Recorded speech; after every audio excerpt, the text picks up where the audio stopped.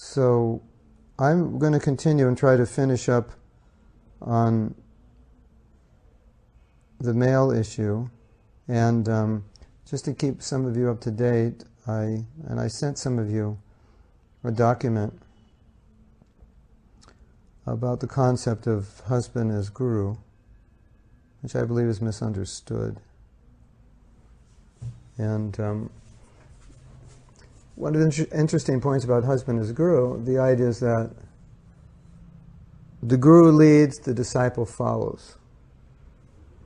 So husband as guru means he has to be leading, moving forward, so that the wife will want to follow. And as we've been saying before, it's awkward for the woman if the husband is not one who can set an example which she can follow and then asks her to follow because that's what she's supposed to do. That's not proper.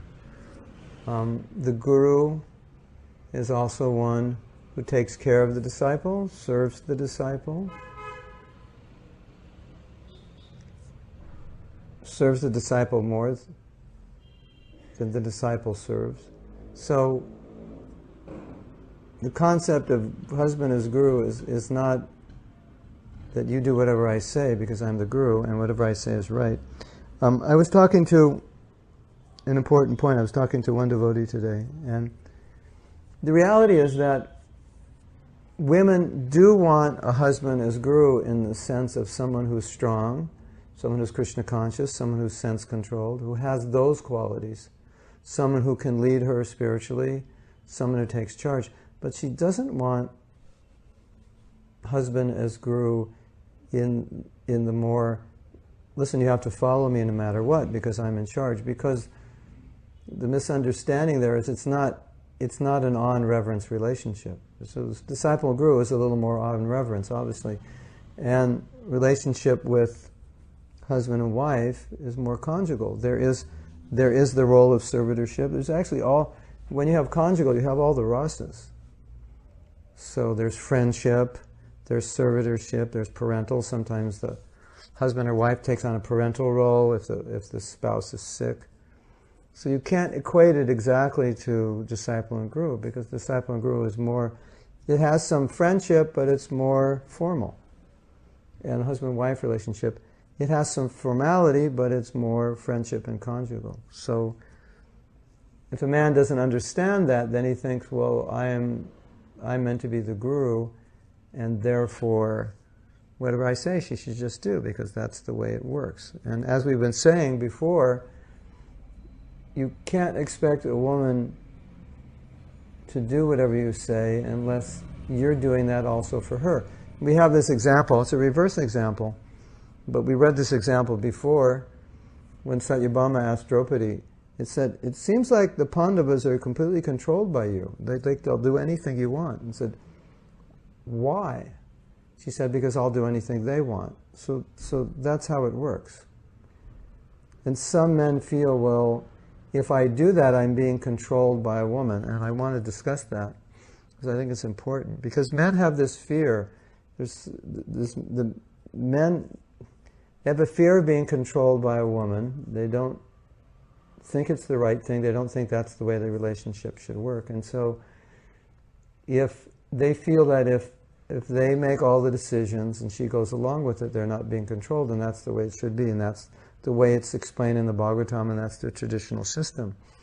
But it's not exactly like that. And I don't think there's any women out there that really want a relationship like that. They want a relationship where you discuss, where it's open, you share. Of course, they also are naturally inclined to want to go along with the husband, let him make decisions, but he may make wrong decisions, and it doesn't mean that they necessarily need to go along, and doesn't mean that the husband doesn't discuss. It's autocratic.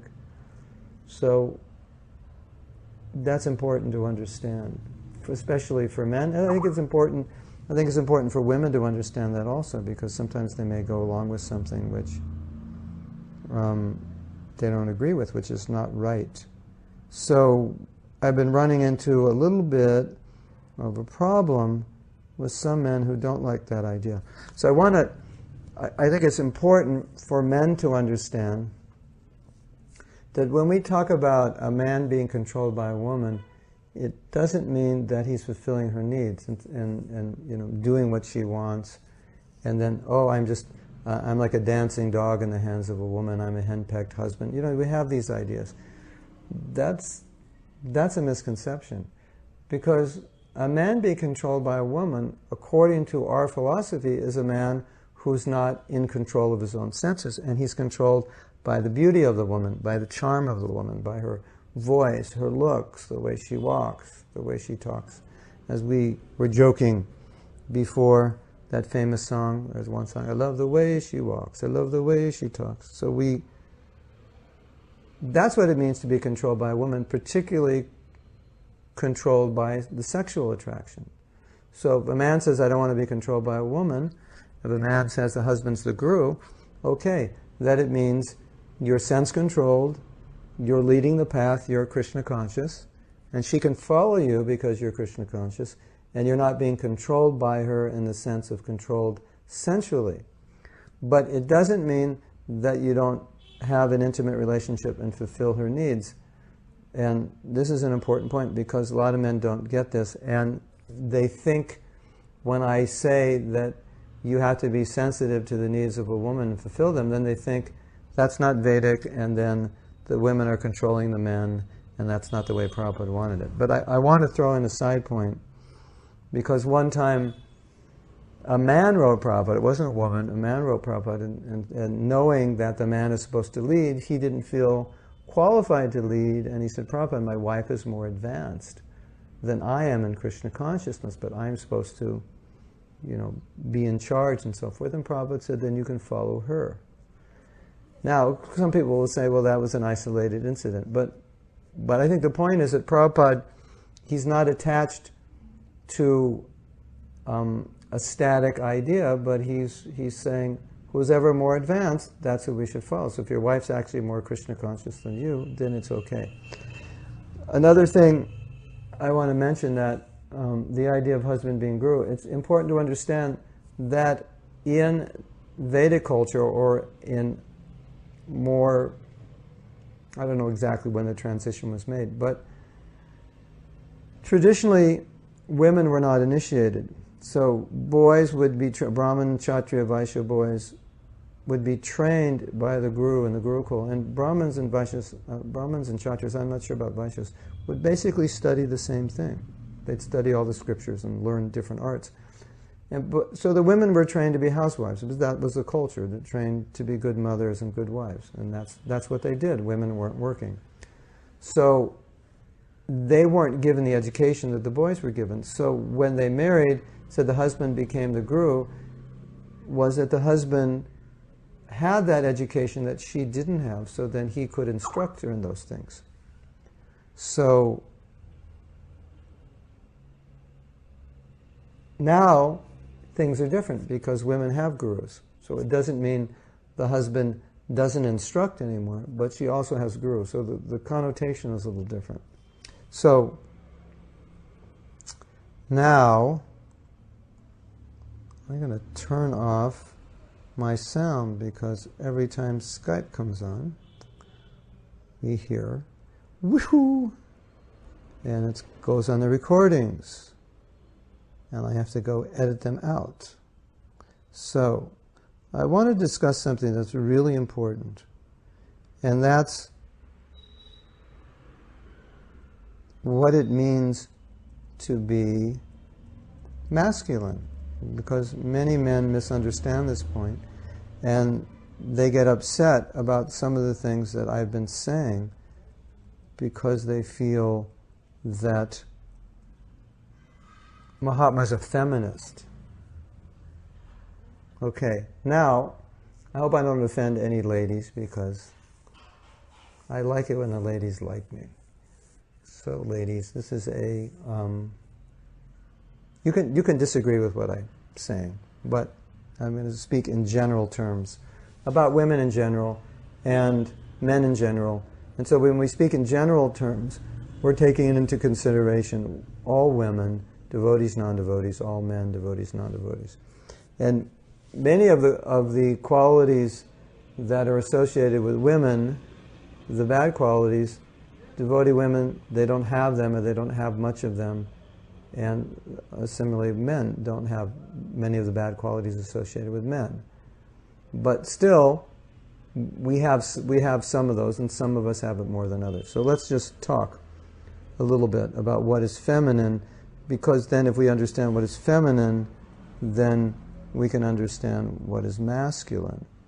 Okay. Women have a certain nature which is different than men, and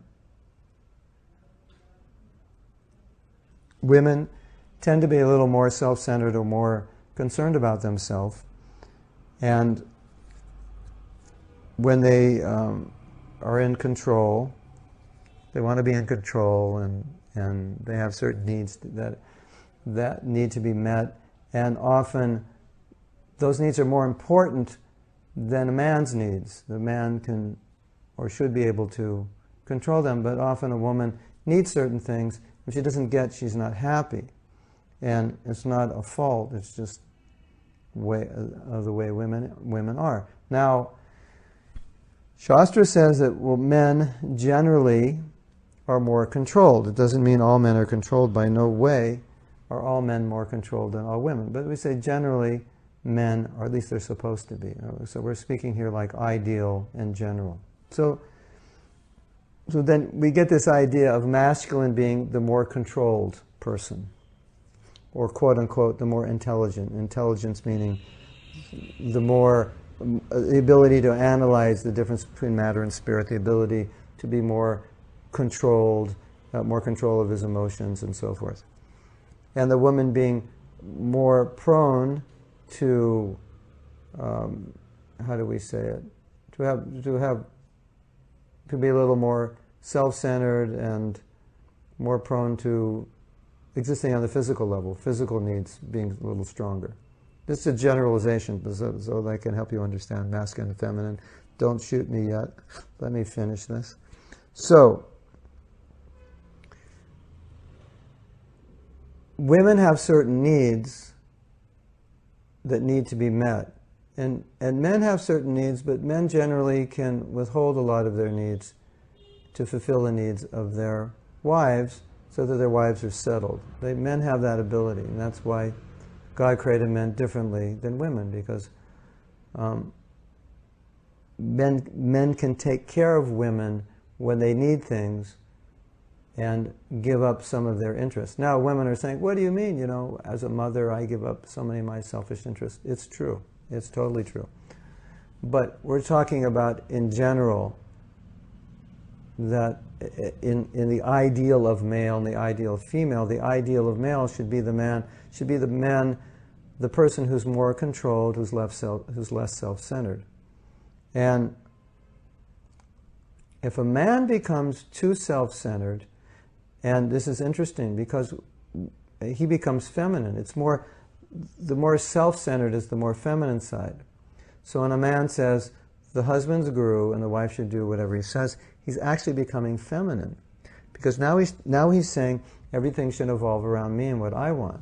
That's the feminine. The feminine needs things to evolve more around her. Like in the home, the woman wants to set it up a certain way. I want this color of furniture, I want the walls, and if the man tries to get in the way, unless he's an interior decorator or an artist or something, it's going to be hard for him to win out. It's just like the woman needs that. So he backs off and says, okay, whatever you want. That's the male. The male is facilitating the female, and the female is saying, this is what I want, and the male, he's going along with it. So when a man is too much, no, I want it this way, and you have to do everything the way I want it, he's actually not being a man, although he thinks he is, which is the paradox. He's actually being more female. Interesting, isn't it? So, I'm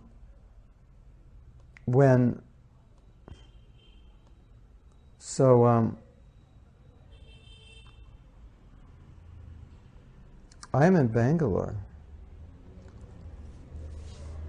Okay, Achinta doesn't get what I'm saying. if a man is saying, okay, husband is guru, and the connotation and what he means by that is, you should listen to me, you should do what I say, I'm in charge, I want things done this way. And he's not so much in the mood of discussing, he's not so much in the mood of understanding the needs of his wife, but he's more focused on his own needs. That's more the feminine side. The feminine side is more focused on their own needs. And the masculine, the male, we're talking about in the ideal world of masculine and feminine, the male is fulfilling the needs of the female. That's the idea. So when a man is too self-centered, no, I want it this way, it's all about me, this is the way it should be, that's a feminine nature, that's not the male nature. When a man is more detached and more able and more controlled and more able to give up his self-interest, that's the masculine nature. You understand? So women tend to be a little more concerned than men about their needs, their personal needs. And sometimes their emotions go up and down, and their needs are stronger for certain things. So a man who is a man, he's expert at not fighting with them about his needs and saying, no, no, it's all about my needs. But it's about fulfilling her needs because he's detached. So what happened? You can't hear me? Did we lose you? No, I'm still here. But can you hear me? Did we get cut off? Okay, I can hear you. So, does that make sense to you? You see, for example, women's moods, they change. So a man will deal with a woman one day and she'll react in one way, and the next day she'll react a different way. And the man's like, what's going on here? But that's just the nature of women. Sometimes their emotions, they change. Could be the time of month, but whatever the reason is, right? So that's more of the feminine nature. So a man is supposed to be more self-controlled, less self-centered. I mean, in the idea of the ideal of what's masculine. So when a woman's that way, if he becomes upset about it, then he's becoming a little bit like her. Why are you so emotional? Then he's becoming more feminine. Then he's also tottering. So a man is supposed to be more self-controlled, disciplined. That's the masculine side. And so then he can deal with the wife who may be having a difficult time or something's upsetting her. He can deal with it because he's a little more detached, he's a little more controlled. That's the masculine side. But if he fights it and argues with it, no, why are you like this? And why you're not doing what I'm saying? Then he's becoming like the woman. So then he's becoming feminine. So if a man thinks it's all about me and the wife should do everything, that's feminine.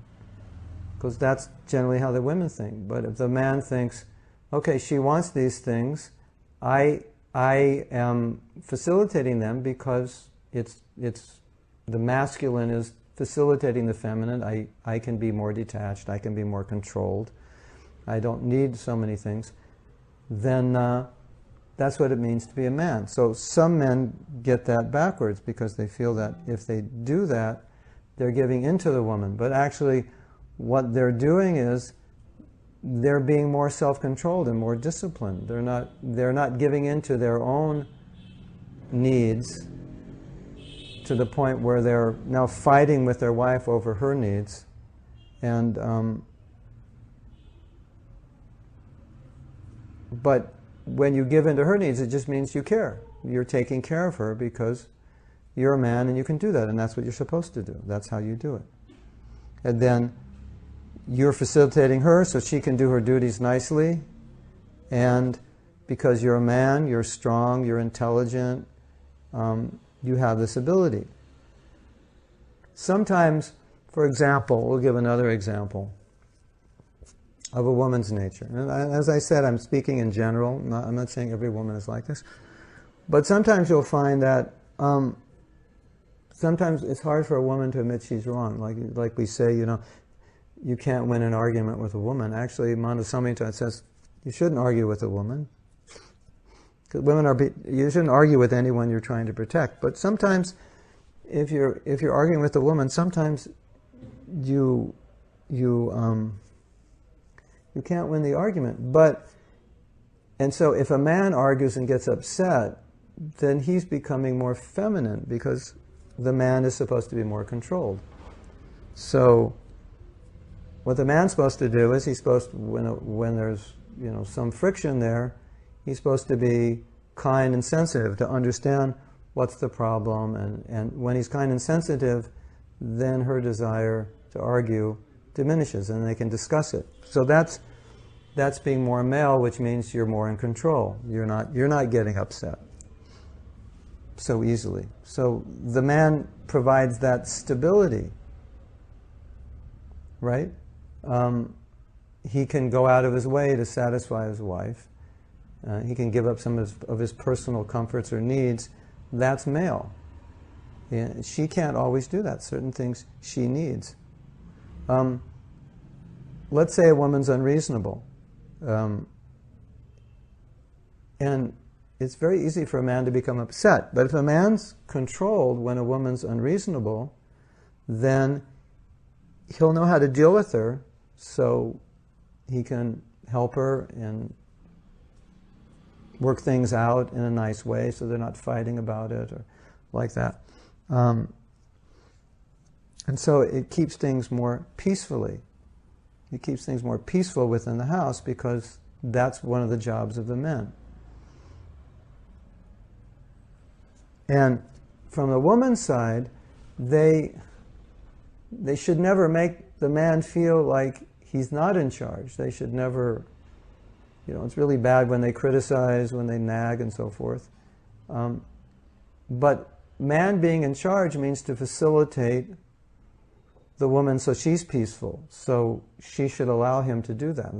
That's what the man does. So that's a definition of masculine. I don't know if that's clear. I'm not on chat now, actually, so I don't know if that's clear.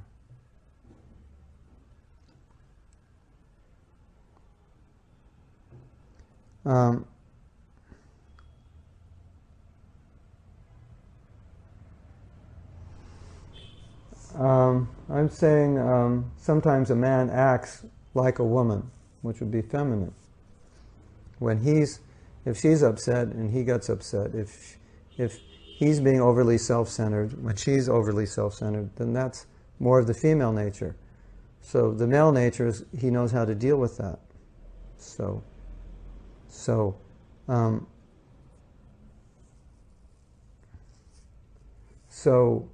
naturally, when he deals with that, the wife, it's much easier. It's natural to want to serve the husband. It's natural to want to be nice, submissive, all these things, because he's dealing with her properly. But, it's really interesting because Manu Samhita, it talks about you protect Brahmins, you protect cows, you protect elders, you protect women, you protect children. So within that discussion in Manu Samhita, it says, and you don't argue with these people, you don't fight, because protecting and fighting, they're two different things, two different consciousness.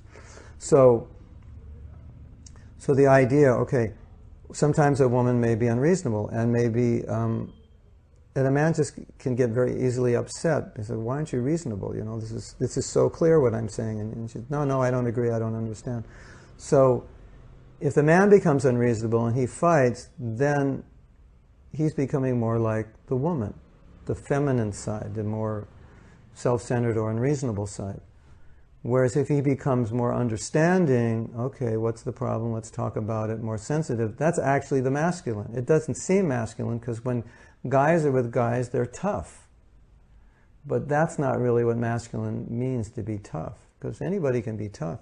But then when they go with the women and they're tough, that's not masculine, because the masculine is to take care of the feminine. So we say men protect the woman. So the men are taking care of the woman. That's the masculine. So when taking care of means when there's difficulty, protection means when there's difficulty, she's upset, something like that, they deal with it, because that's what it means to be a husband.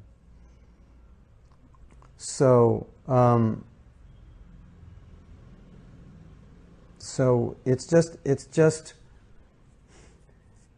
defining, making it clear for men to understand what it means to be male, to be masculine, and what it means. We were speaking before you came, Badri, about what it means to be controlled by a woman. And we were saying controlled by a woman means we're sexually controlled, we're sensually controlled, we're drawn by the beauty and the sexual attraction to a woman. That's what it means to be controlled by a woman. But if you're married to a woman and a woman's upset and you're dealing with it, you're dealing with that, that's not being controlled by a woman. That means you are controlled.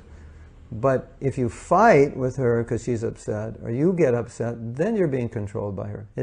But many men would think, no, I just have to lay my foot down and tell her how to behave. No, but when you do that, then you're being controlled by her. But when you come in calm and peacefully and say, what's the problem, let's discuss it, you're in control of yourself. So